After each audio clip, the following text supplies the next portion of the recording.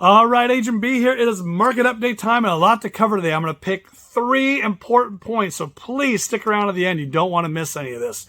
Number 1, I was hanging out with a buddy this weekend at an event for our kids, and he mentioned that it seems like everyone in our neighborhood that can sell is doing it right now. There's houses for sale, signs everywhere.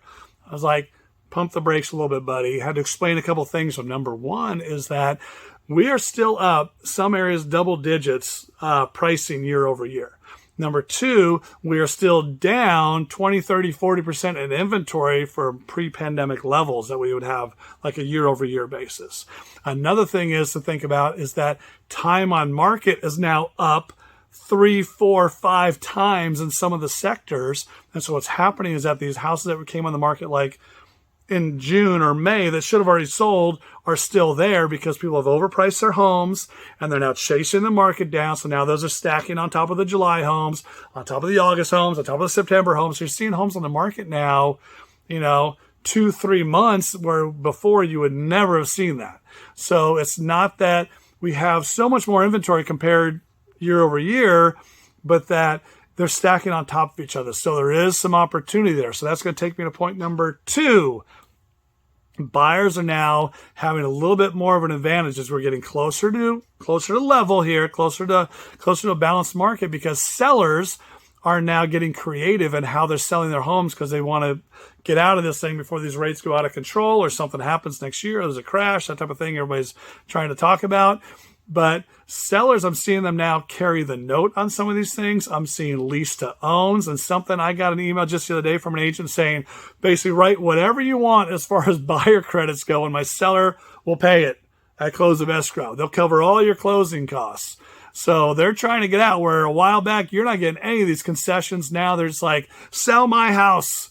Okay. So a little bit of panic is starting to set in. Don't panic though. If you're one of my clients, we will set expectations from the beginning so you know where you're at, and we'll do the best we can to make sure it's smooth, okay?